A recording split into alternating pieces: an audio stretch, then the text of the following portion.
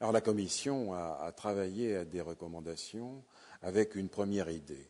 c'est de ne pas se situer dans le champ organisationnel, mais de se situer au plus près du patient, et notamment au plus près de la clinique du patient, en donnant une nouvelle valeur à la clinique du patient.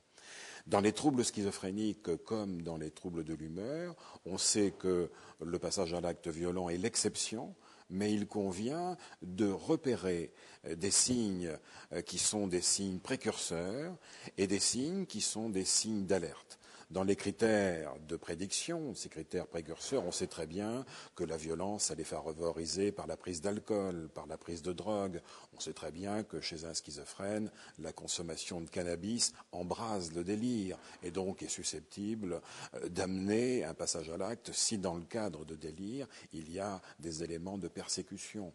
On sait très bien que l'âge est un des facteurs, que quand quelqu'un a moins de 40 ans, il est plus susceptible qu'un autre d'être violent. On sait très bien que le sexe est un facteur important, que l'homme est, quand il est violent, est plus violent que la femme.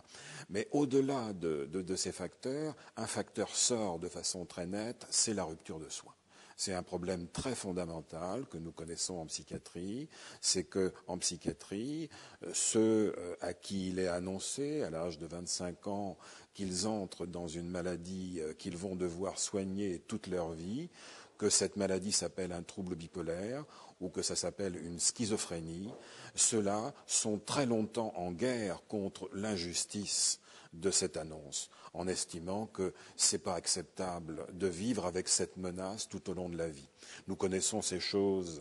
dans les maladies somatiques. Quand quelqu'un s'entend dire à 20 ans qu'il a une leucémie et qu'il convient de la traiter sur au moins une quinzaine d'années, la révolte l'envahit. Quand quelqu'un apprend à 20 ans qu'il a un diabète insulinodépendant, il est en guerre contre cette idée qu'il va être dépendant de l'insuline tout au long de sa vie. On peut imaginer à quel point c'est encore plus difficile et plus traumatique pour quelqu'un qui, à l'âge de 20 ans, apprend qu'il a une schizophrénie,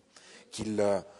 doit accepter ce que représente la schizophrénie dans une famille ou dans la société et accepter l'idée d'un traitement à vie. On voit bien que le problème là très très fondamental, c'est d'être capable, dès cette époque-là, d'établir une alliance forte avec le patient, de façon à ce que le patient, au contact du soignant,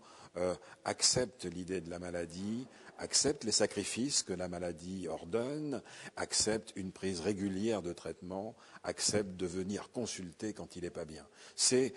tout un cheminement que le soignant et le soigné vont faire ensemble.